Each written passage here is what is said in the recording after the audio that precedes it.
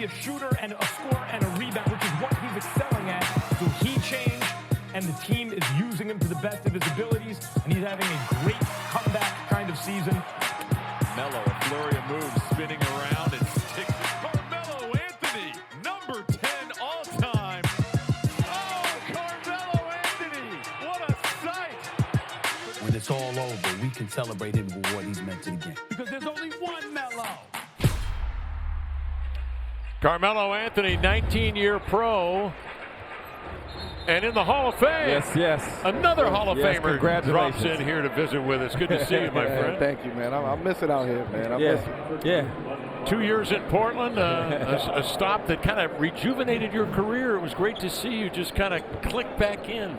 Yeah, I never, at that time, it was just, I think I needed Portland and Portland needed me. Absolutely. And I think it was just a perfect marriage of where I was at mentally and spiritually. And, I just think we needed that. And I had an opportunity to come out here, and we got shut down for COVID. So I had an opportunity to just stay here and just be grounded and, be with the family, be with the teammates, just have a good time in Barnes. So, a lot of people always ask, like, why you only been out there a couple months out there? Why is it so special to you? I'm just like, man, you have to experience it to understand what I went through. Yes. What was it like for you, Melo, seeing those highlights flash back up? Man, I still watch it, though, but it's different. I'm usually in New York, and the highlights is out there. But I'm in Portland now, and kind of seeing those highlights, man.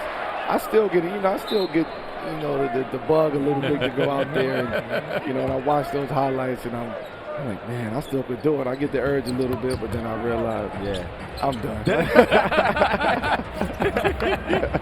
6-time All-NBA, part of the 75th anniversary team. We always knew you were destined for the Hall of Fame. You probably deep down knew it as well. But then when you finally get there and you're up there and you're making the speech and you introduce me, then the realization sets in. What was that like? It's a lot different because, it's like stages you go through. It's like you're nominated, and then you're a nominee, and then it's like the finalist, and so you got to really wait for the phone call. And then I got the phone call. I'm just like, you know what? This is it. You see Springfield on the phone, on the caller ID on the screen, and it's like, because you know this is meant to be. So I don't question it. I don't question it. At first I did. I'm like, man, why me? I was asking myself, why me? But, you got to give yourself grace sometimes. And I think that's something that we do all the time. We play basketball, we train, we work, we got family, we got life. So we never give ourselves an opportunity to give grace to ourselves. Who are some of the people that you credited with being mentors, teachers, folks that kept you on the right track? I'm going to be honest with you. Every step that I took, it was an experience. It was maybe a team, maybe it was a coach, maybe it was a teammate that I took something from, whether it was a good situation or a bad situation. So I was able to build on those life experiences. So by the time I get to, old enough to understand those life experiences, I can go back and kind of have perspective and put it in perspective in what I'm trying to do. So it was a lot of people to answer your questions, man. And I get a chance to kind of relive it now with the younger generation and my kids, and just enjoy life. Yeah. I want to get to Cayenne in a second, but something you said right there brought me back to what a lot of people would say about you, where no matter what Melo's going through, he ain't tripping. He's not blaming anybody else. Never. Melo, you're a superstar. Thank you, man. Okay, no. Like the way that people act when Steph Curry comes around and stuff. I remember, Kev, we was third bus. We was third bus sometimes with Melo. You know what I'm saying? The third bus is good. Hey, third bus is good. Hey, but I never seen so many people waiting outside of a hotel or at an arena for Melo. And you had the humility the whole time throughout your career.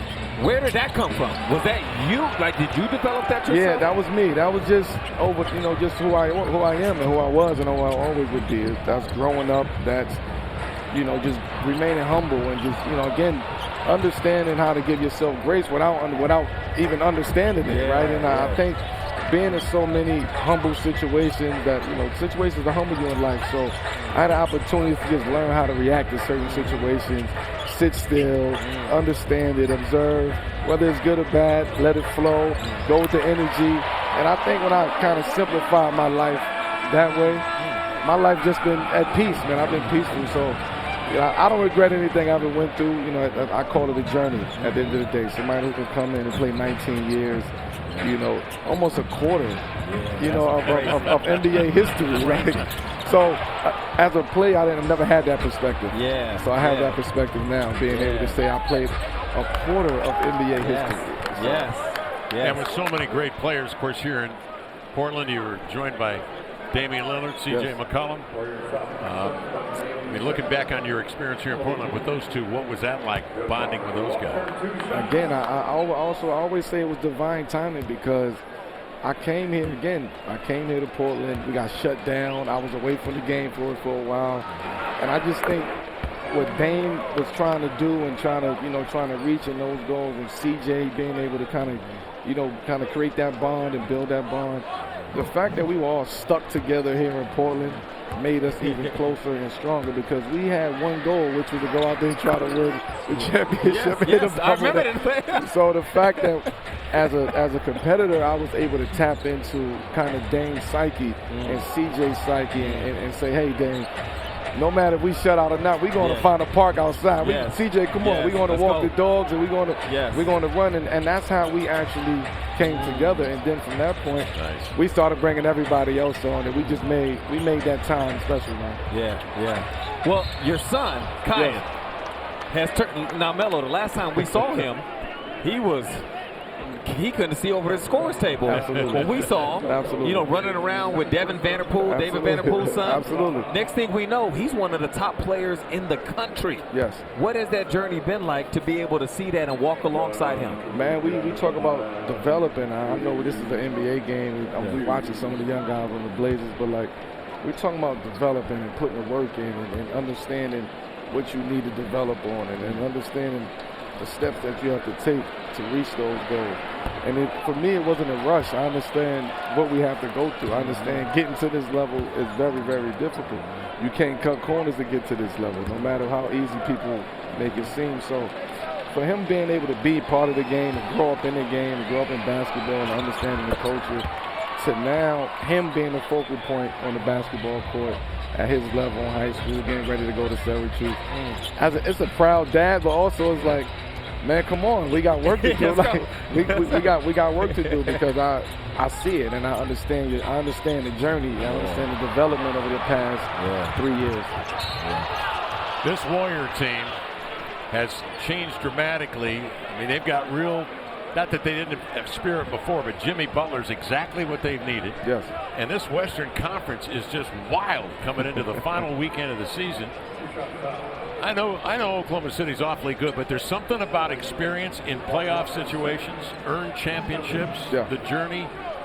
Where do you put the Warriors? I'm not asking you to get the crystal ball, but the Warriors are still a player in terms of the quest for a ring. Well, I think people forget these are guys who've been through battles. They done been through wars. They done won battles. They done lost battles.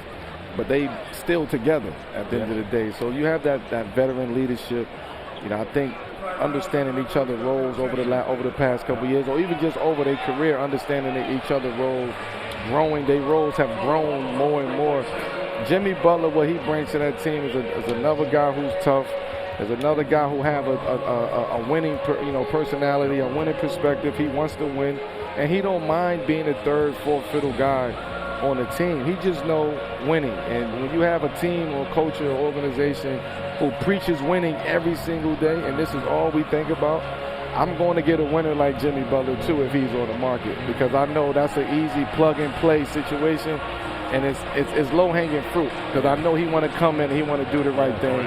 And he wants Steph to win, and he wants Draymond to win, and Draymond wants him to win. So it's this continuity around that locker room. And Steve Kerr just do a hell of a job of just doing what he do and just managing the team and managing the pieces. So I do think they're going to be very special in the playoffs because of that veteran leadership that they've been in there before. They understand what it takes. They understand how to win, where some young teams may not understand how to win. They may understand how to lose in the situation.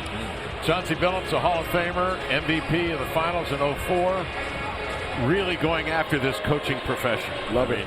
Taking it one day at a time, improving, it seems, from every game, every experience that he's had. I mean, that's it'd be easy just to kind of kick back, enjoy the fruits of life. But he loves that game so much, he wants to teach and be a part of it. That's funny you said that, man, because I had the opportunity to play alongside with Chauncey in Denver. And the way he is as a coach is the way he was as a point guard.